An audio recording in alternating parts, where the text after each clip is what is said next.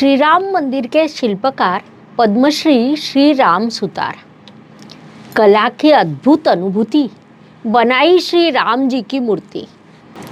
नमस्कार, मैं astro गुरुमा doctor ज्योति जोशी आप सभी ज्योतिष प्रेमी एवं अध्ययनकर्ताओं का हार्दिक स्वागत करती हूँ।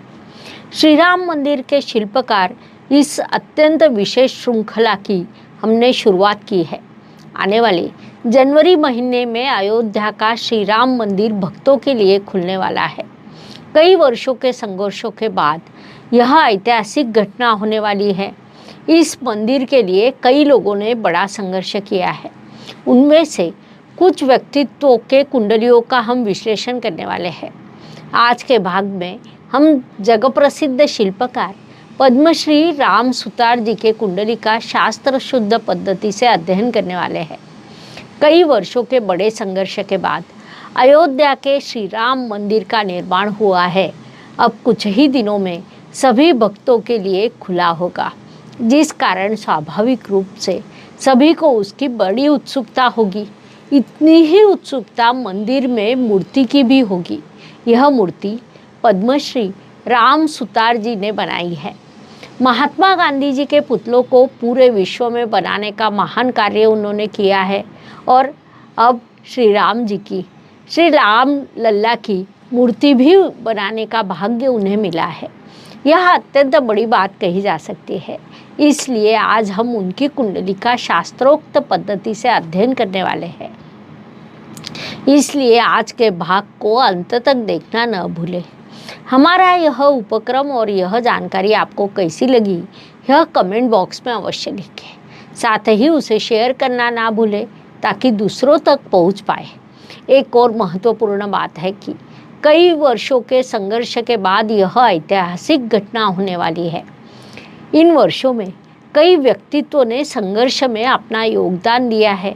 उन सभी के कुंडलियों का विश्लेषण करना संभव नहीं है, फिर भी आप हमें कमेंट बॉक्स में नाम लिखकर सूचित कर सकते हैं कि अगले भाग में किसकी कुंडली का विश्लेषण करना चाहिए।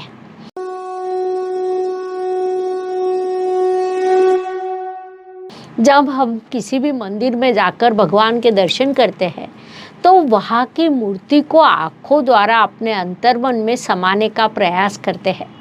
वास्तव में कहा जाए तो हम उसी कारण से तीर्थ क्षेत्र जाकर बड़ी बड़ी लाइनों में लगकर दर्शन लेते हैं। उसके लिए कभी कभी हजारों किलोमीटर की यात्रा करनी पड़ती है, क्योंकि भगवान के दर्शन से आत्मिक शांति का अनुभव होता है। उस पूरी प्रक्रिया में मंदिर की मूर्ति बड़ी भूमिका होती है। उस अनुसार अयोध्या के मंदिर में श्री राम जी की मूर्ति कैसी होगी, ऐसे सभी भारतीयों के मन में बड़ी उत्सुकता होगी। अर्थात जब मंदिर भक्तों के लिए खुला होगा तब उसका दर्शन होगा। लेकिन आज हम वह मूर्ति बनाने का भाग्य किसे मिला है, ऐसे पद्मश्री राम सुतार जी के कुंडली का अध्ययन करने वाले हैं।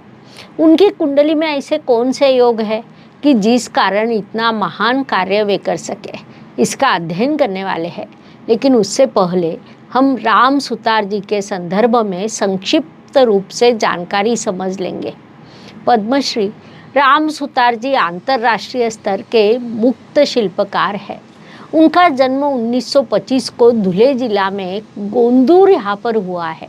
बचपन से ही उन्हें कला की, क्रिएटिविटी की रुचि थी।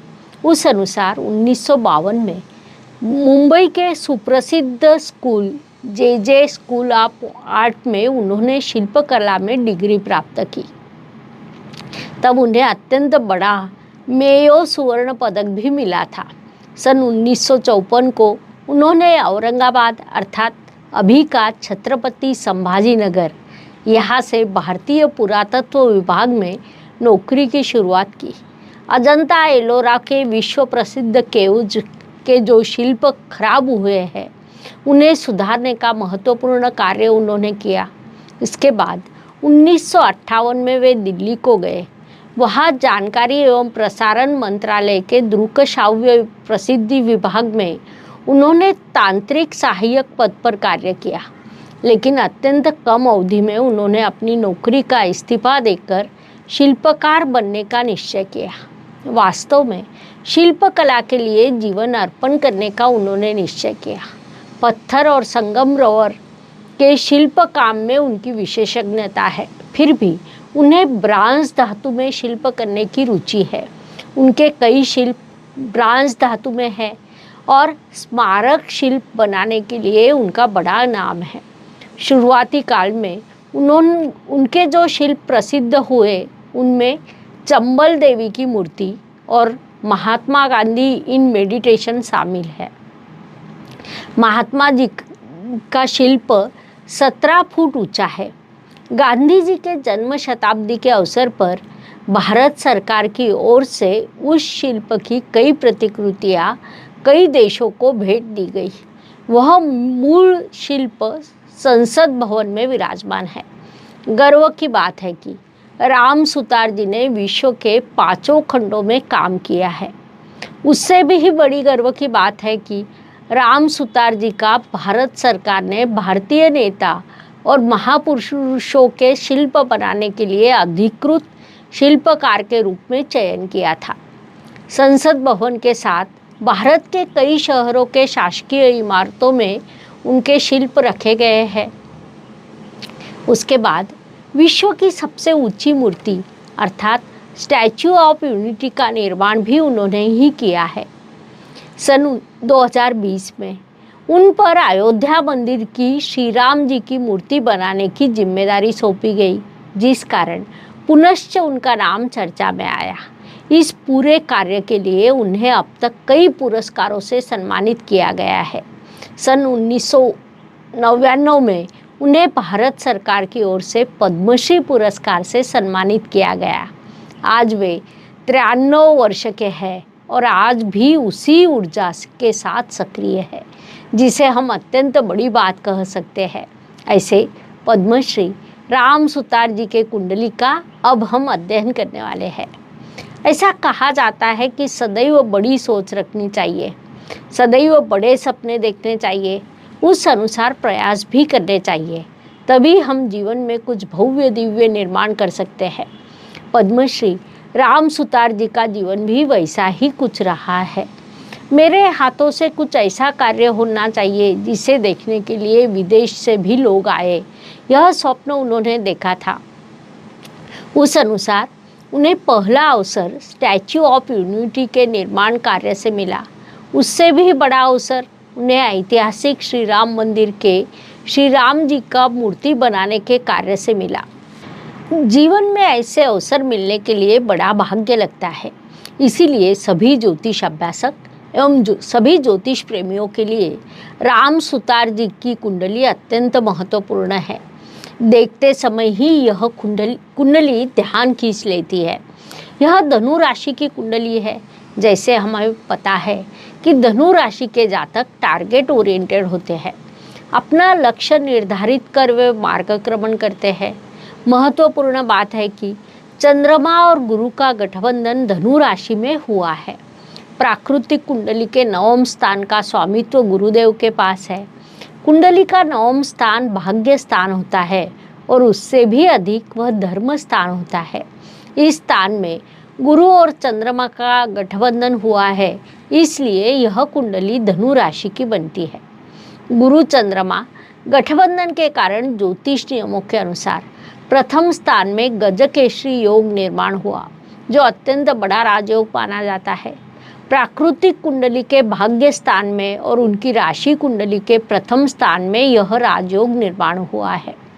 गजकेसरी योग उन्हें पैसा देता है, प्रतिष्ठा देता है, धर्म के प्रति आस्था देता है, लक्ष्य निश्चिति देता है। लेकिन यदि लक्ष्य हो तो उतनी ही प्रबल क्षमता भी होनी चाहिए। मनुष्य के कर्तृत्व को हम मंगल ग्रह से देखते हैं। प्राकृतिक कुंडली के प्रथम स्थान में मंगल की मेष राशि आती है। महत्वपूर्ण बात है कि राम सुतार जी की कुंडली में मंगल ग्रह मेष राशि में विराजमान है। धनु राशि के पंचम स्थान में मेष राशि आती है। कुंडली के पंचम स्थान को हम क्रिएटिविटी का स्थान कहते हैं। साथ ही गुरु मंगल नवपंचम योग, यह अत्यंत बड़ा महत्वपूर्ण शुभ योग माना जाता है। विशेष रूप से जहाँ से क्रिएटिविटी से संबंधित, कला से संबंधित, धर्म से संबंधित कार्य चलता है, वहाँ इस योग के अत्यंत शुभ परिणाम प्राप्त होते हैं, क्योंकि धर्म त्रिकोण में यह दोनों ग्रह आते हैं, इसलिए उनका महत्व अधिक है। इस कुंडली में गुरुदेव द्वारा धर्म त्रिकोण पूर्ण हुआ है। इसके अलावा महत्वपूर्ण बात है कि उससे उन्हें पैसा एवं प्रतिष्ठा भी मिली है। उनकी कुंडली में धनेश लाभ स्थान में और लाभेश धन स्थान में विराजमान होने के कारण उन्हें पैसा एवं प्रतिष्ठा प्राप्त हुई। धनेश उच्च अवस्था में होने के कारण उसे भी हम बड़ा राजयोग कह सकते हैं। इसके अलावा इस कुंडली में कई नवपंचम योग निर्माण हुए हैं, अर्थात शनि रवि नवपंचम योग, गुरु मंगल नवपंचम योग, चंद्रमा मंगल नवपंचम योग, ऐसे कई नवपंचम योग इस कुंडली में है। साथ ही बुध शुक्र का गठबंधन धन स्थान में हुआ है, लक्ष्मी नारायण का संबंध दर्शाता है। कुल मिलाकर यह कुंडली अत्यंत सकारात्मक है। मेष राशि के मंगल उन्हें 93 वर्ष की आयु में भी कार्यरत रखा है। इससे बड़ी दूसरी बात हो नहीं सकती।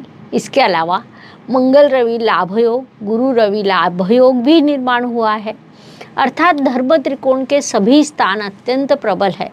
गुरु स्वराशि का प्रथम स्थान में, मंगल स्वराशि का पंचम स्थान में और भाग्य स्थान पर रविदेव की दृष्टि, इन सभी कारण से कुंडली में धर्म त्रिकोण अत्यंत प्रबल है। गुरुदेव द्वारा भी धर्म त्रिकोण पूर्ण हुआ है।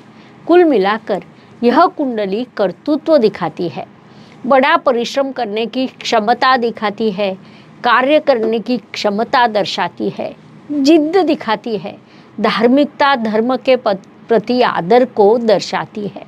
इस प्रकार कई सकारात्मक चीज़ों से यह कुंडली परिपूर्ण है। इसलिए पद्मश्री राम सुतार जी को ऐतिहासिक श्री राम मंदिर की, राम लल्ला की मूर्ति बनाने का अवसर मिला। उन्होंने इस कार्य को पूरा किया, ऐसा हम कह सकते हैं। इस प्रकार राम मंदिर के शिल्पकार के रूप में पद्मश्री राम सुतार जी के संदर्भ में इतनी जानकारी पर्याप्त है। इस श्रृंखला के अगले भाग में हम एक और महान व्यक्तित्व के कुंडली का अध्ययन करने वाले हैं। हमारा यह उपक्रम, यह जानकारी आपको कैसी लगी, यह कमेंट बॉक्स में अवश्य लिखें। साथ ही उसे शेयर करना ना भूलें ताकि दूसरों तक पहुंच पाए। एक और महत्वपूर्ण बात है कि कई वर्षों के संघर्ष के बाद यह ऐतिहासिक घटना होने वाली है। इन वर्षों में कई व्यक्तित्व ने संघर्ष में अपना योगदान दिया है। उन सभी के कुंडलियों का विश्लेषण करना संभव नहीं है, फिर भी आप हमें कमेंट बॉक्स में लिखकर नाम सूचित कर सकते हैं। अगले भाग में किसकी कुंडली का विश्लेषण करना चाहिए। धन्यवाद। शुभम भवतु। जय ज्योतिष। ज्योतिष का अध्ययन तथा शास्त्र की शास्त्रीय तरीके से पढ़ाई करने के लिए मेरी 2 किताबें प्रकाशित हो चुकी है, उनका अवश्य लाभ लीजिए। Please like, share and subscribe the channel. और हाँ, बेल आइकॉन दबाना ना भूलें। धन्यवाद।